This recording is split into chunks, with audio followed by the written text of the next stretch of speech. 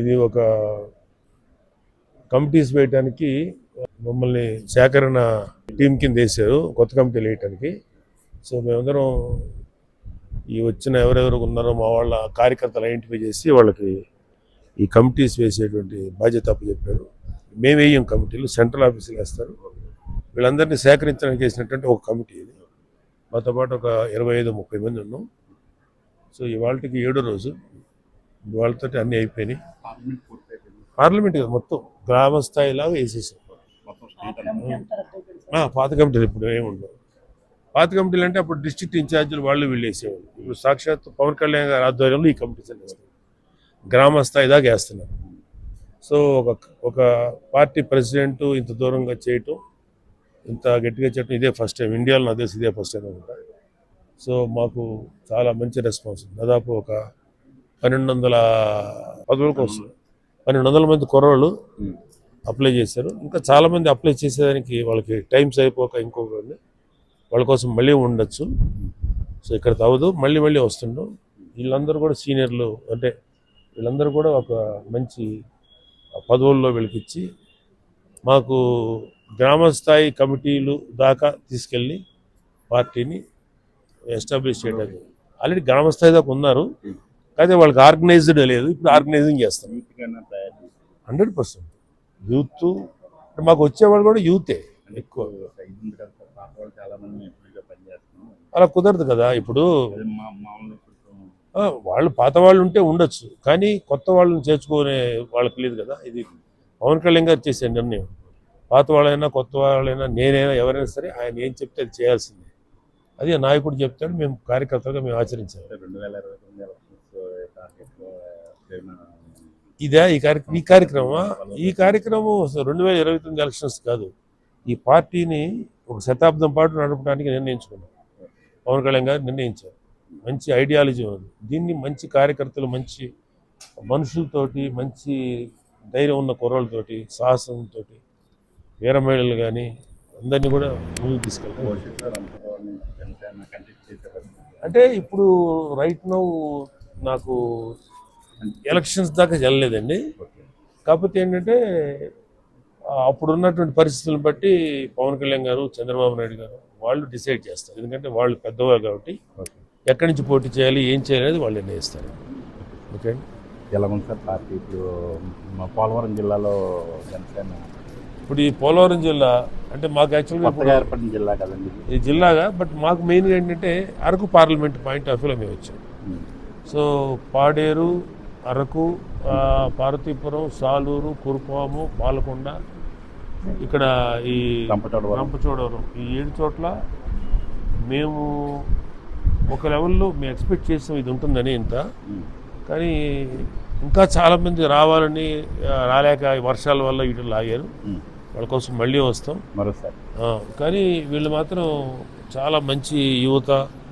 And Pawan Kalyan గారి దీంట్లో అంటే ఇర్రెస్పెక్టివ్ ఆఫ్ ఏ ఇది లేకుండా ఎక్కువగా ఈ ట్రైబ్స్ బాగా చేరారు. వాళ్ళందరికీ పవన్ కళ్యాణ్ గారు ఈ పంచాయతీరాజ్ శాఖలో చాలా మంచి కార్యక్రమాలు చేయటం వల్ల వాళ్ళందరికీ ఒక జనసేన పార్టీలో ఒక వ్యక్తి ఇలా ఉన్నాడు, ఆయన ఉన్నారని ఇప్పుడు బాగా తెలుస్తోంది. సో చాలామంది ఆయన అంటే ప్రేమ, అభిమానం పెంచుకున్నారు. సో వాళ్ళందరూ కూడా జనసేన పార్టీలో చేరటం ముందుకు వచ్చారండి.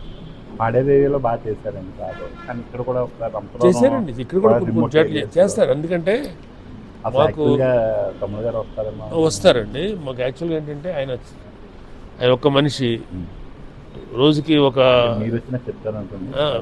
18 గంటలు పనిచేస్తున్నాడు. ఆయన నిద్ర కూడా సరిగా లేదు, చాలా కష్టపడుతున్నాడు. తర్వాత కొంచెం బాగా పనులు చేస్తూనే ఉన్నాడు గత 4 ఏళ్ళ నుంచి రెస్ట్ లేకుండా.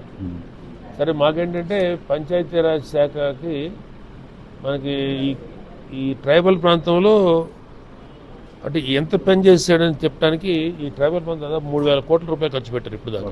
రోడ్లకు కానీ, వాటర్కి కానీ, ఇతర ప్రాజెక్ట్స్ కానీ, డ్రైనేజ్కి కానీ, ఇక్కడ వెల్ఫేర్, ట్రైబల్ వెల్ఫేర్ కోసం.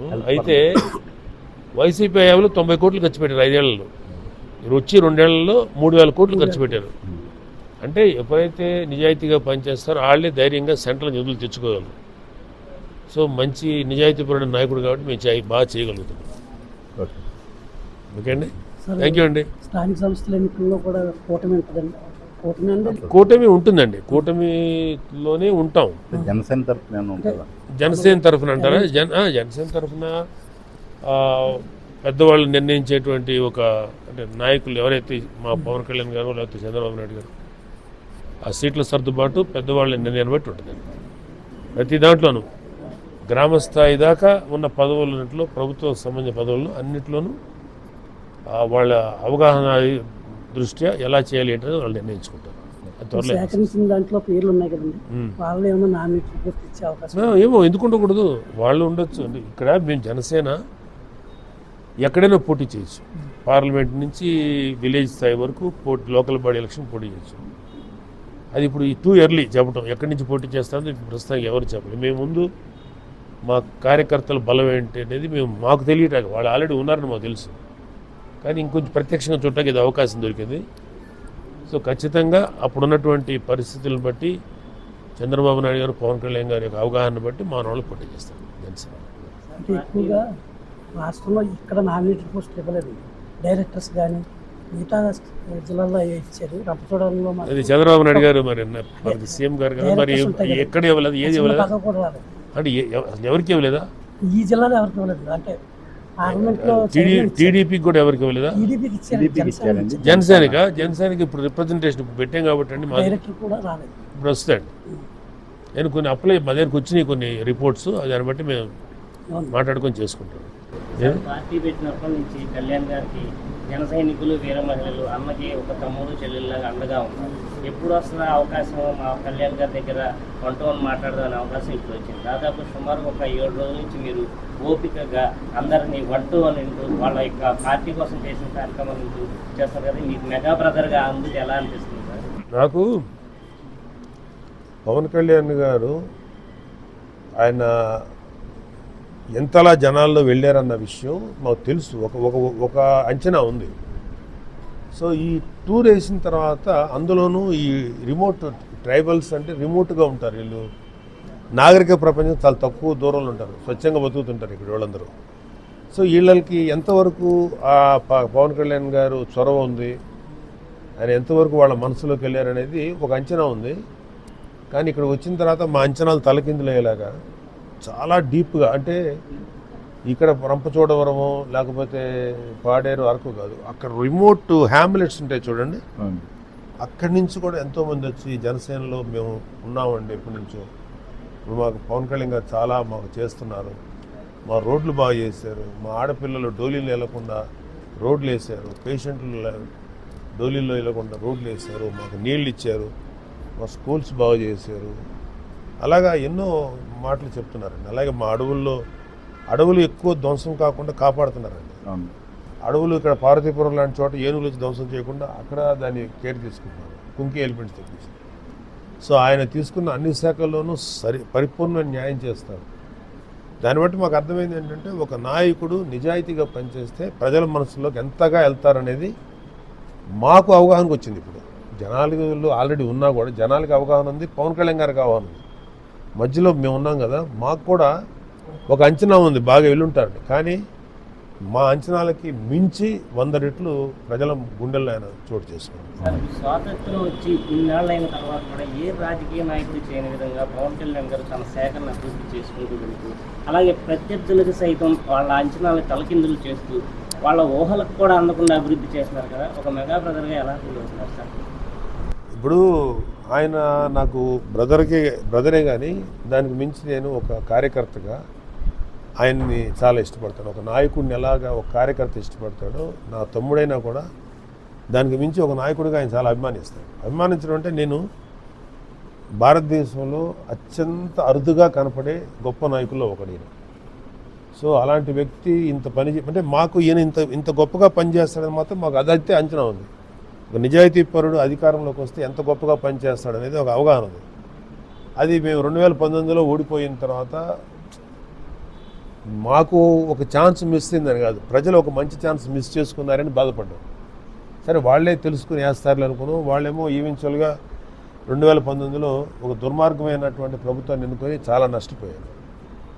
ఈ ట్రైబల్ ఏరియాలో కానీ లేకపోతే ఆంధ్రాలో ఎక్కడైనా సరే వైసీపీ వల్ల నష్టపోయినటువంటి వర్గం కానీ, క్యాస్ట్ కానీ, రిలీజియన్ కానీ, ప్రాంతాలు కానీ లేవు. అంతగా నష్టపోయారు వాళ్ళ వల్ల.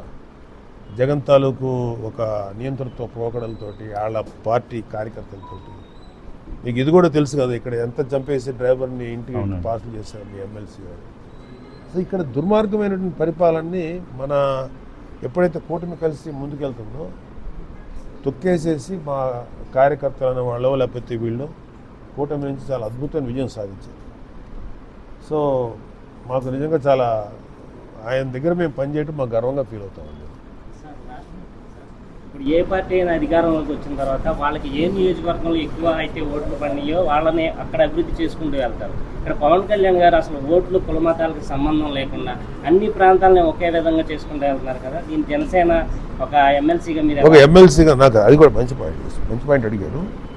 ఇప్పుడు 11 నియోజకవర్గాలు ఉన్నాయి వైసీపీ వాళ్ళు. అంటే ఆ 11 నియోజకవర్గాలు ఎన్నో విలేజెస్ ఉన్నాయి.